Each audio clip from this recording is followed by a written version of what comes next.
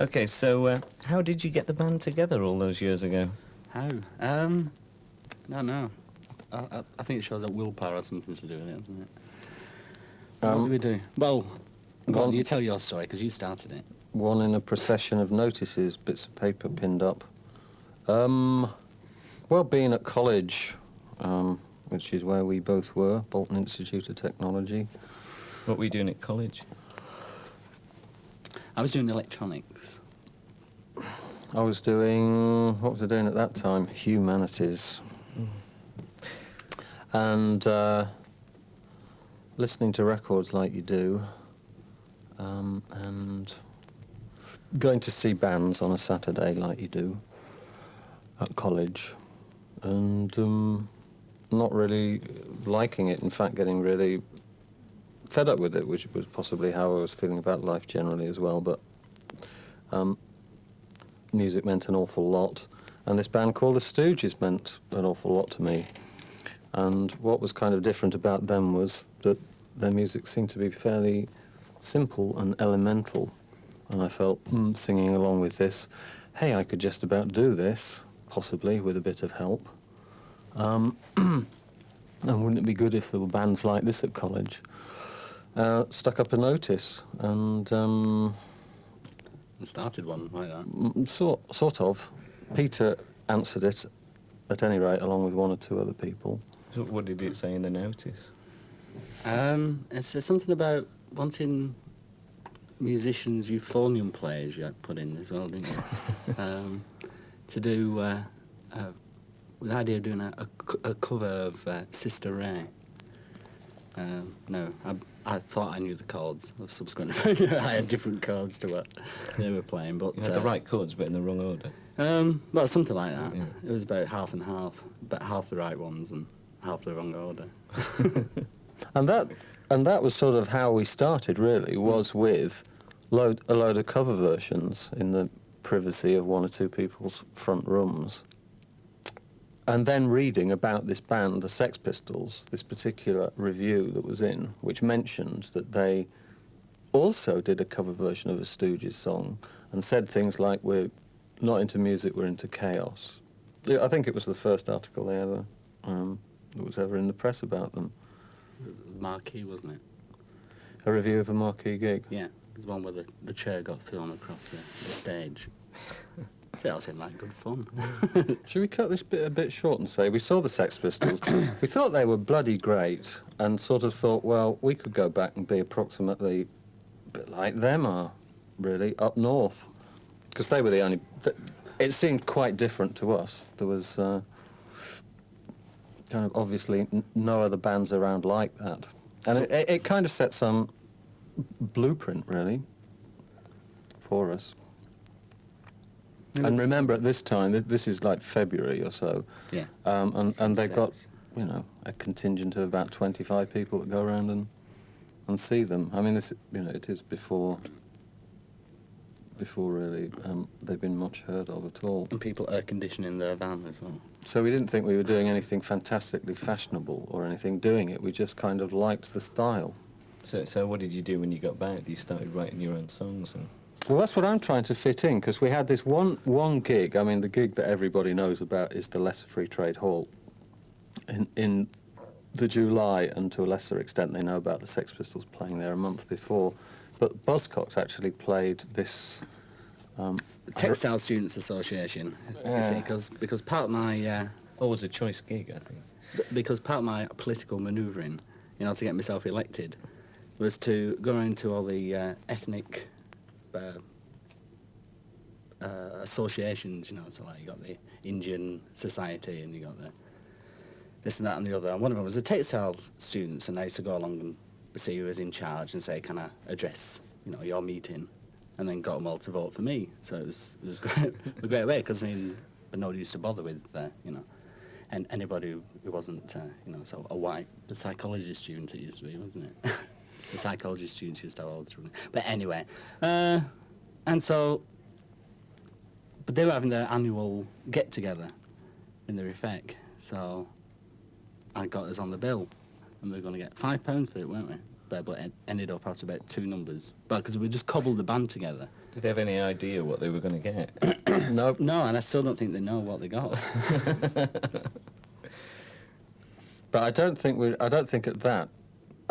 I think we might have played 1 or 2 of yours. We might have played Get On Our Own or No Reply or something like that. Yeah, No Reply could have been.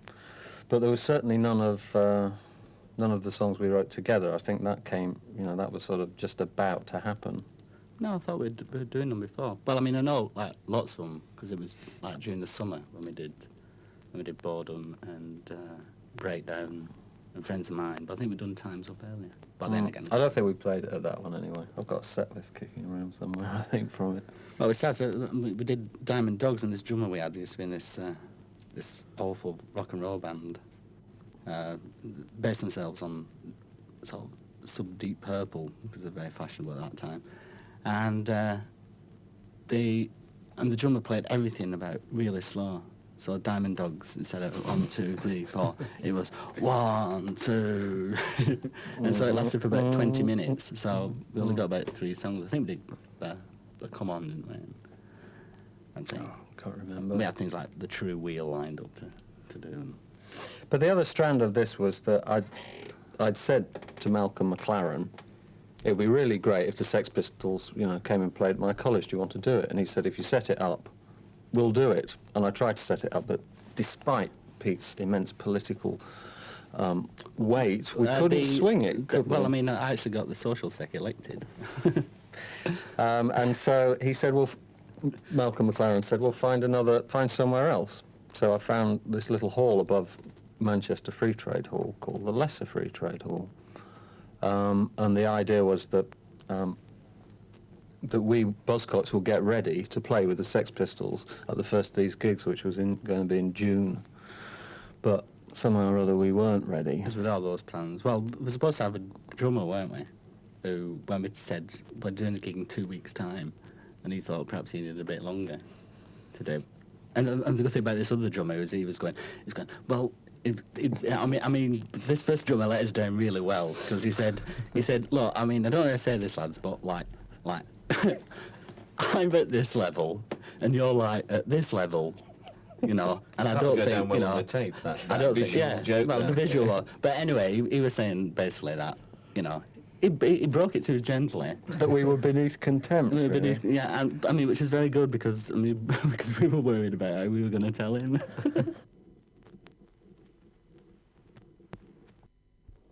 So did you not play with the Sex Pistols then? The first time, no. But I was on the door, and that's how I met Steve Diggle. Yeah. Because Malcolm McLaren was trying to going out drumming up people, roll up, banging the drum and everything.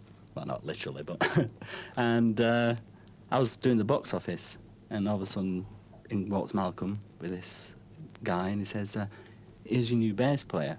As he'd overheard that we put in an advert for, just musicians, wasn't it? Bass and drums, really, we wanted.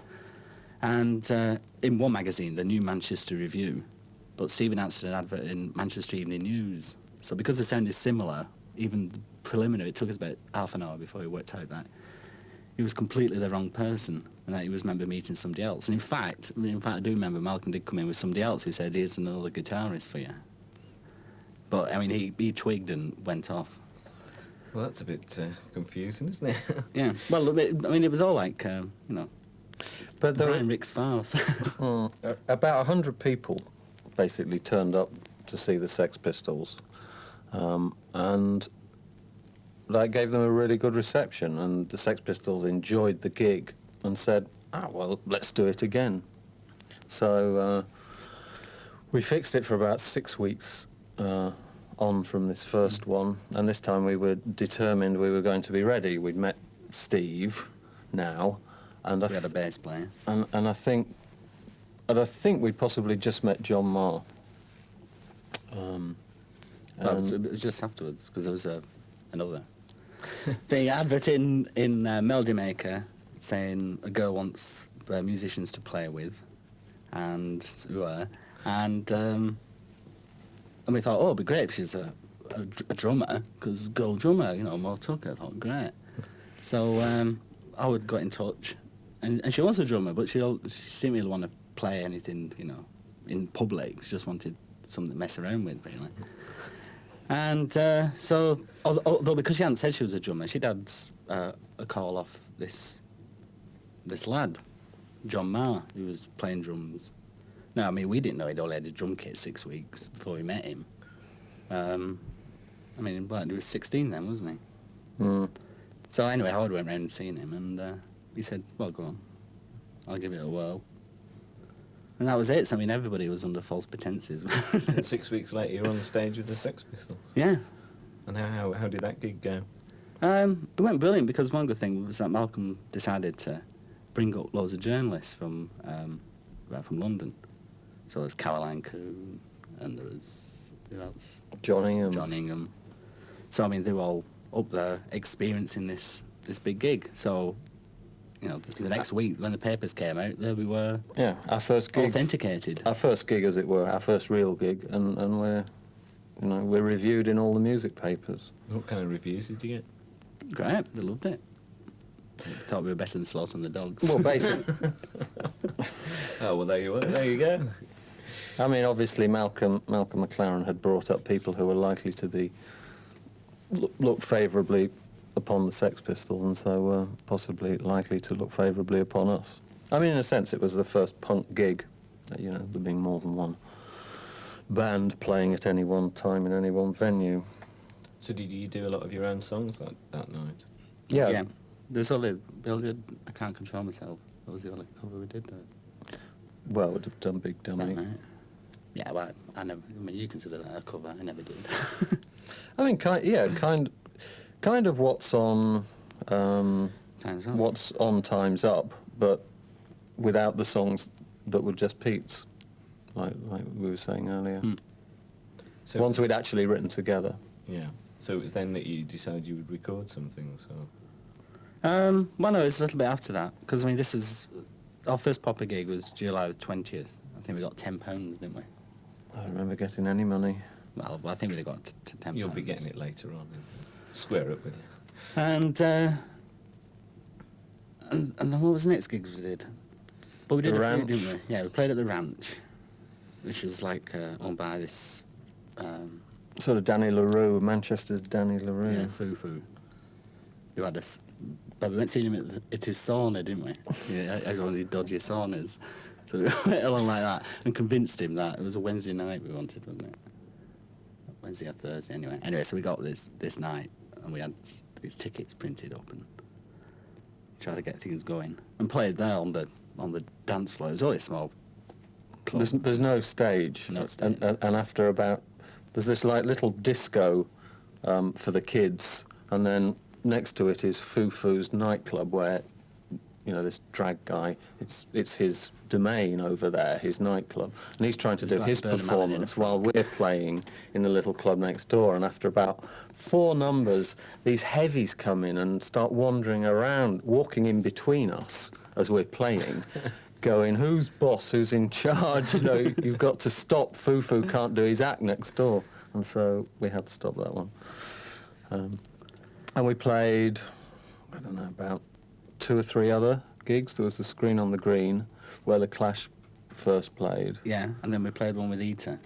Yeah. Because Eater managed to convince us that they were a bigger band than us. Or No, something. it was a toss of the coin. Who's going it? to have Should first be best billing? 33. And there was the so-called punk festival at the 100 Club. And then it was about September or October. That for whatever reason, we thought we'd go and record the songs that became Time's Up. I mean, they were never intended for release. They were demos, as far as we were concerned. Oh, it was the first time we'd been next to a 4-track, I think. Yeah, I mean, I don't think it... I mean, this was engineered by Andy McPherson, who now does have a big studio in Manchester. And I think the quality of them does show that with that equipment, he did know what he was doing. And he actually did a pretty good job.